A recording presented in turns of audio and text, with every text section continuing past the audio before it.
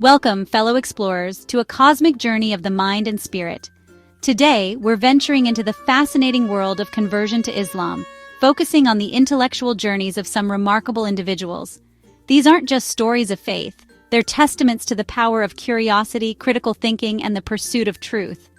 We'll traverse diverse fields from the meticulous world of anatomy and embryology to the philosophical depths of comparative religion, even touching upon the often chaotic realm of media and entertainment. Each story is a unique thread, woven into the larger tapestry of human experience, reflecting the profound impact of seeking answers to life's biggest questions.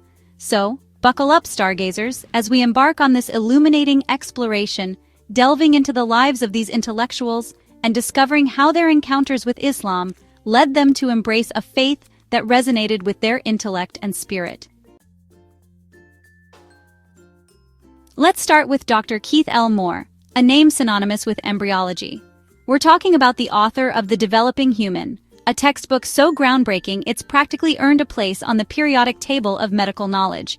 But before The Developing Human became a medical student's Bible, Dr. Moore himself embarked on a fascinating journey of discovery, one that led him to the Qur'an.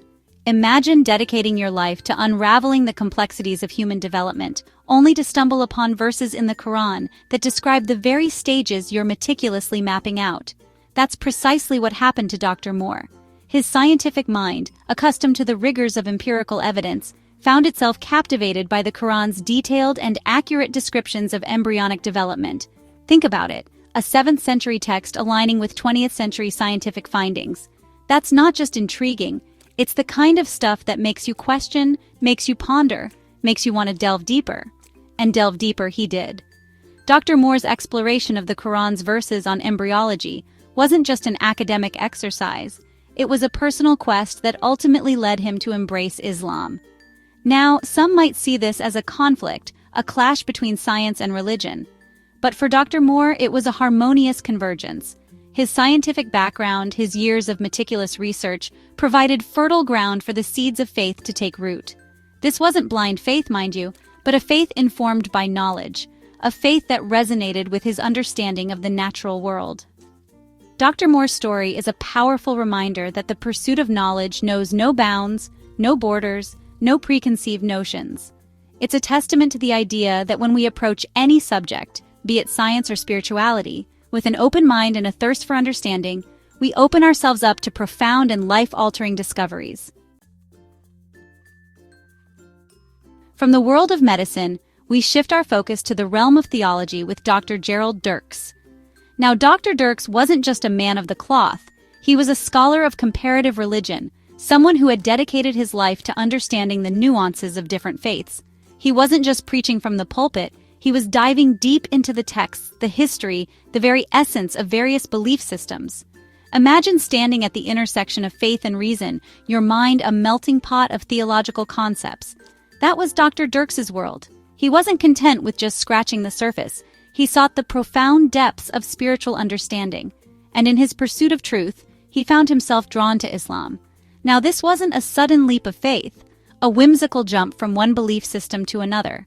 This was a gradual, deliberate journey, fueled by intellectual curiosity and a genuine desire to connect with the divine on a deeper level.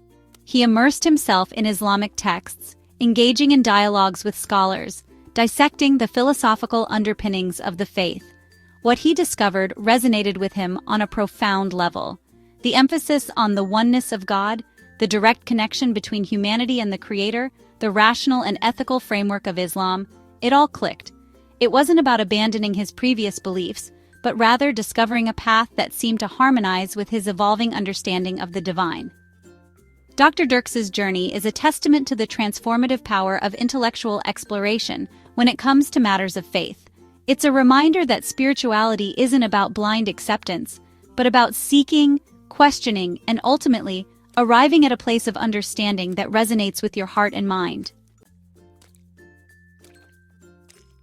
Next, we turn our attention to a modern-day scholar who's making waves in the intellectual landscape, Dr. Tariq Ramadan. He's a professor, a philosopher, a public intellectual, and a leading voice in the discourse on Islam in the West. Imagine yourself at the forefront of a global conversation, navigating the complex relationship between faith, culture, and identity in a rapidly changing world. That's where Dr. Ramadan stands, using his platform to foster understanding and bridge the gap between the Islamic world and the West.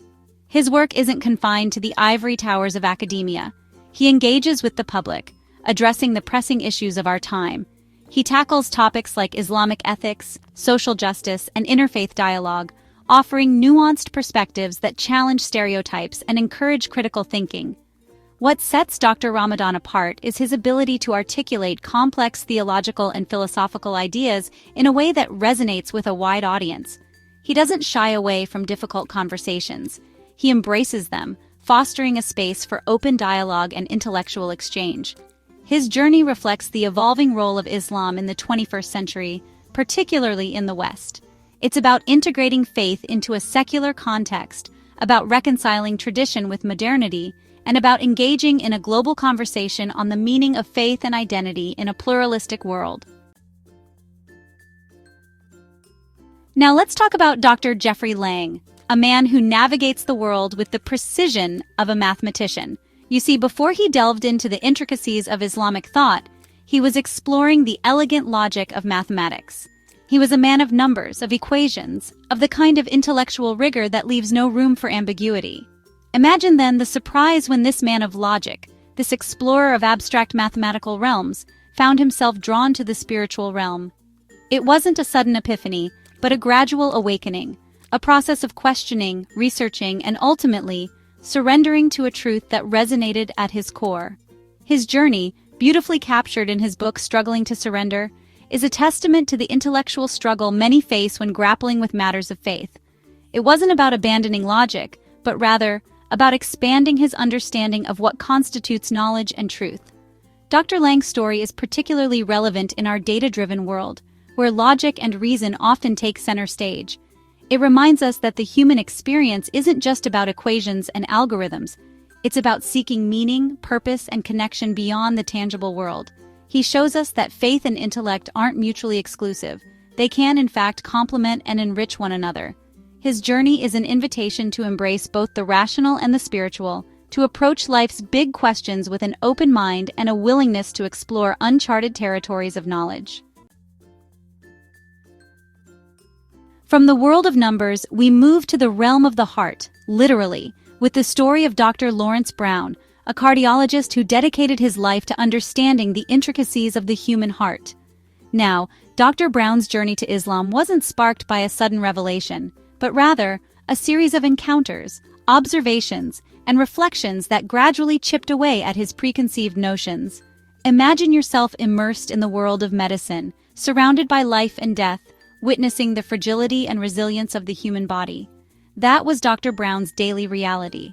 And it was within this environment, amidst the beeping machines and the hushed whispers of worried families, that he began to question his own beliefs. His interactions with Muslim colleagues and patients played a pivotal role in his transformation. He observed their compassion, their unwavering faith, their commitment to their values, and he found himself drawn to the beauty he witnessed. It wasn't just about the rituals, but about the way Islam seemed to permeate their lives, offering a sense of purpose and tranquility. Driven by this newfound curiosity, Dr. Brown embarked on his own exploration of Islam. He delved into the Qur'an, he engaged in dialogues with scholars, he immersed himself in the culture, and slowly but surely, the pieces began to fall into place. His story is a testament to the power of human connection in matters of faith. It's a reminder that sometimes the most profound transformations occur not through grand pronouncements, but through the quiet moments of shared humanity, through witnessing the impact of faith on the lives of those around us. Our journey takes us next to the world of academia, where we encounter Dr. John Andrew Morrow, a scholar whose life's work revolves around understanding the intricacies of Islamic thought and history. Now, Dr. Morrow's journey isn't just about intellectual curiosity, though that certainly plays a role. It's a deeply personal pilgrimage, a quest for meaning that transcends the boundaries of academic discourse. Imagine immersing yourself in the study of a subject so profoundly, so completely, that it begins to reshape your understanding of the world and your place within it. That's the essence of Dr. Morrow's experience. He wasn't just studying Islam from a detached, scholarly perspective. He was engaging with it on a spiritual and emotional level. His research delved into the ethical and philosophical underpinnings of Islam, exploring its rich history, its diverse schools of thought, and its profound impact on human civilization. And the more he learned, the more he found himself drawn to its message of peace, justice, and compassion. But it wasn't just the intellectual appeal that captivated him. It was the ethical framework, the emphasis on social justice, the call to serve humanity that resonated deeply with his own values. Islam, for Dr. Morrow, wasn't just a subject of study. It was a way of life, a path towards a more just and compassionate world. His story highlights the transformative power of knowledge when it's pursued not just for intellectual gratification, but for personal growth and spiritual enlightenment. It's a reminder that true scholarship transcends the confines of academia and has the potential to touch lives and inspire change. Hold on to your hats, folks, because our next story takes us on an unexpected turn, a real-life thriller with a twist of faith. I'm talking about Yvonne Ridley, a journalist who went from being a captive of the Taliban to becoming a vocal advocate for Islam. Now that's a plot twist Hollywood couldn't script. Picture this. You're a journalist. Your job is to be in the thick of it, reporting from the world's hotspots. That was Yvonne Ridley's life. In 2001, she was captured by the Taliban while reporting in Afghanistan. It was a harrowing experience, one that would shake anyone to their core. But here's the thing about Yvonne Ridley. She's not one to be broken by adversity. In the face of fear and uncertainty, she clung to her curiosity, her journalistic instincts kicking in. She engaged with her captors, asking questions, seeking understanding in the most unlikely of situations. During her captivity, she was given a copy of the Qur'an. Now, one might expect anger, resentment, even fear. But Yvonne, ever the journalist, approached it with an open mind.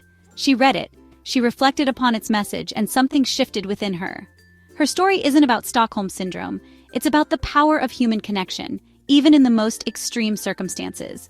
It's about the ability of a single book, a set of beliefs, to cut through prejudice and fear and spark something unexpected: understanding, empathy, and ultimately, faith.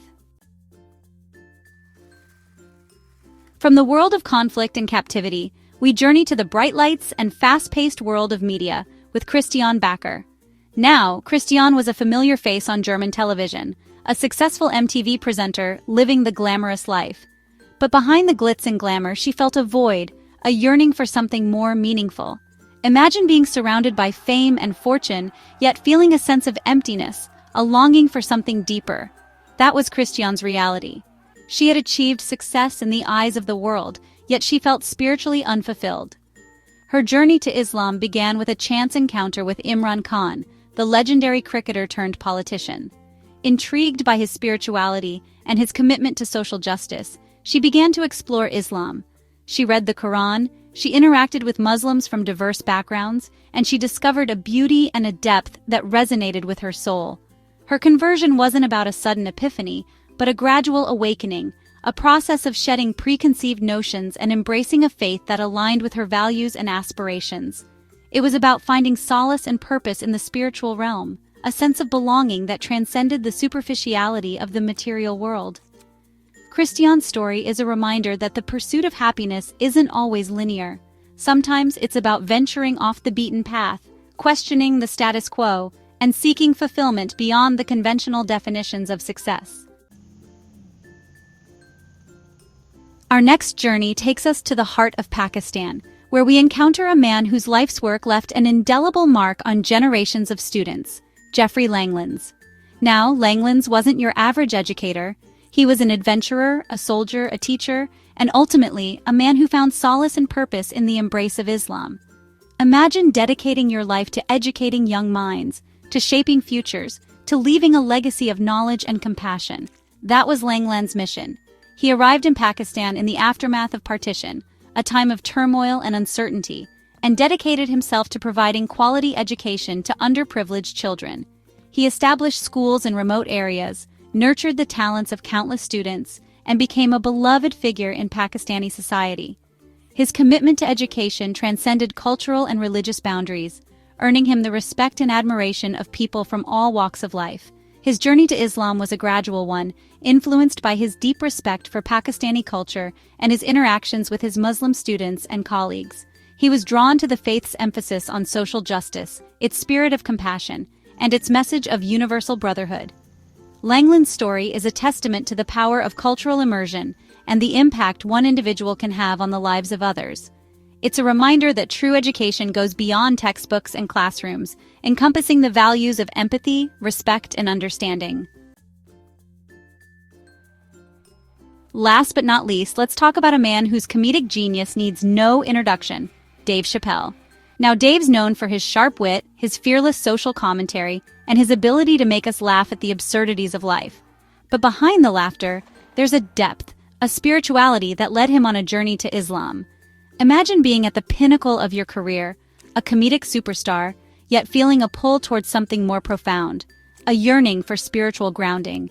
That was Dave's experience. In the late 1990s, at the height of his fame, he converted to Islam, a decision that took many by surprise.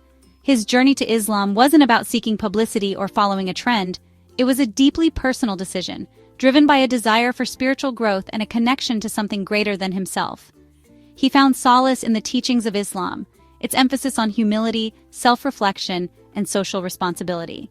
Dave's story challenges the stereotype of what a Muslim looks like or how they should behave. He's a reminder that faith manifests itself in diverse ways and that spirituality is a personal journey, unique to every individual. His conversion sparked conversations, challenged preconceptions, and demonstrated that faith can be found in the most unexpected of places, even amidst the bright lights and fast-paced world of entertainment. As we conclude our cosmic exploration of these remarkable individuals, we're left with a profound sense of awe and inspiration. Each story, a unique thread woven together to create a vibrant tapestry of faith, intellect, and the pursuit of truth. These individuals, from diverse backgrounds and fields of expertise, demonstrate that the journey to Islam is not a monolithic experience, but rather a deeply personal one, shaped by individual circumstances, intellectual curiosity, and a yearning for spiritual fulfillment. Their stories encourage us to approach the world with open minds and hearts, to embrace the unknown, and to never stop seeking knowledge and understanding. So let their journeys inspire you to embark on your own explorations, to delve into the rich tapestry of human experience, and to discover the beauty and wisdom that lie within.